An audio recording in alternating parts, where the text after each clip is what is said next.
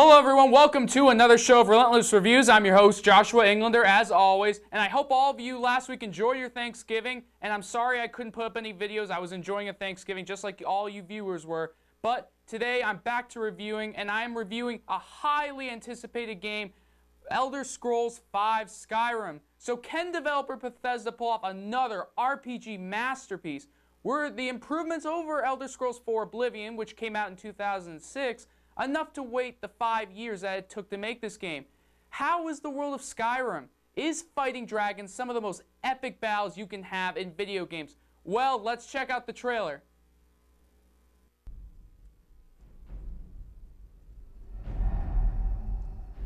You should have acted. They're already here. The Elder Scrolls told of their return. Their defeat was merely a delay. To the time after Oblivion opened. When the sons of Skyrim would spill their own blood. But no one wanted to believe they even existed. And when the truth finally dawns, it dawns in fire.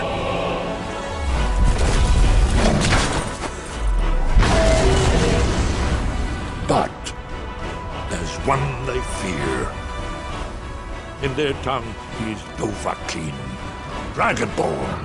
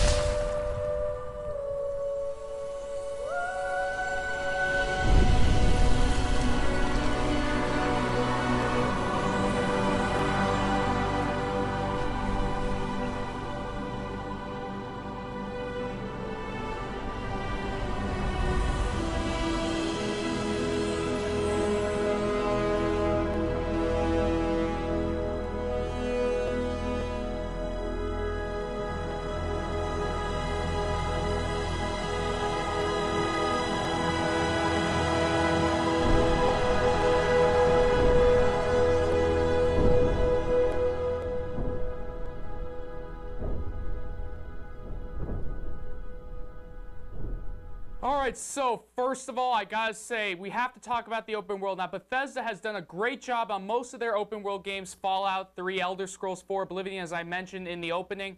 The world here, though, oh my god, it is stunning. The details in the weapons, the mists in the sky that you see, the huge mountains you can climb when you do some quests, the way you fight dragons in this huge world. There is so much to do. There is so many places to go.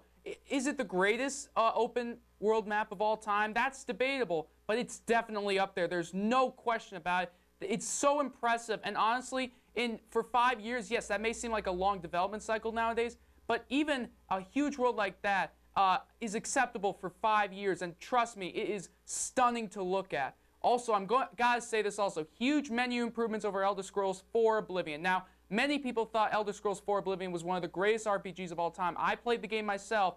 I didn't like it quite as much as a lot of other gamers, in part because of the menu system. I thought it was horrible, and I thought that the way that they handled all the RPG items and everything was so convoluted at times. Here in Skyrim, they totally fixed that. Now you have a simple menu system where you press B or on an Xbox 360 or circle on a PS3, and it brings up items, magic, leveling up, and map. And it's so simple to use. You can use it at any point. It is so much simpler than the Elder Scrolls 4 system was, and it allows you to, and you also have favorites, of course, that you can use to get your weapons out quickly, or magic, or depending on what you use. So that's without question. It's huge, and it really helps this game shine to me over Elder Scrolls 4 in terms of how it improved. Also, the magic, this is a big thing. Now magic can be cast with 2 independent hands. Now, what this means basically is that you could have one hand having your fireball spell and another a magic shield, and so you could be attacking someone while holding a magic shield up against them. It's amazing, and it made it so much more fun to use magic, because I'm usually, for an Elder Scrolls fan, I usually prefer the combat, because I feel like the magic just takes too long to really get you going and really make you an awesome, awesome player. But now the magic is a lot more fun to use, and it's much better handled.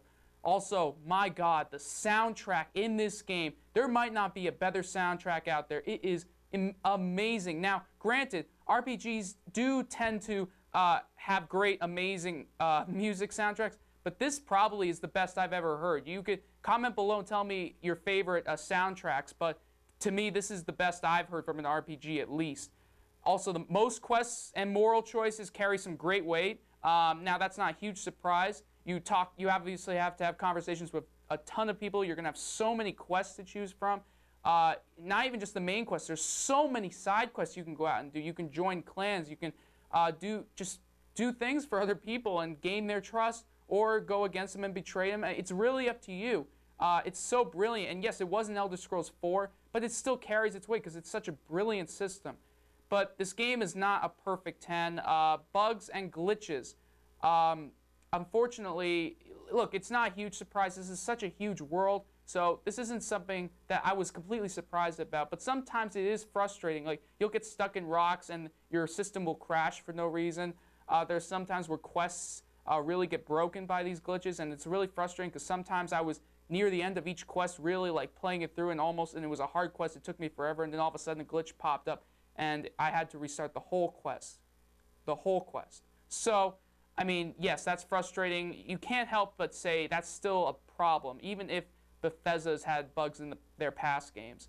Also, traveling, a lot of people think the traveling in these games can be amazing. I think it can be boring at times. I mean, often you're just, unless you have even when you have a horse, unfortunately, the horses don't help you that much when you buy them. But whether you're riding on a horse or by foot, it can be boring sometimes. And yes, you do get into random combat situations, but the traveling, thank God for fast travel, which will allow you to go to certain places that you've already explored. So you can still do that, but until then, you still got to travel throughout the whole world. It's still amazing, but it can be boring at times. So overall, the 5-year wait, without question, has been worth it. Elder Scrolls V, Skyrim, Bethesda, you have done it again. This is another contender for Game of the Year. I'm giving it a 9.5, and if it wasn't for the bugs, and maybe sometimes the traveling can be boring, this would have been a perfect 10, but unfortunately, because of these 2 issues, I just can't give it a perfect score, because it isn't a perfect game, but it is amazing. You have to go buy this game, especially if you're an RPG lover. If you're an Elder Scrolls fan, I'm sure you've already bought it, but you have to check it out if you haven't. So that's another show of Relentless Reviews. As always, I'm your host, Joshua Englander. Remember to subscribe, and we'll see you next time, everybody.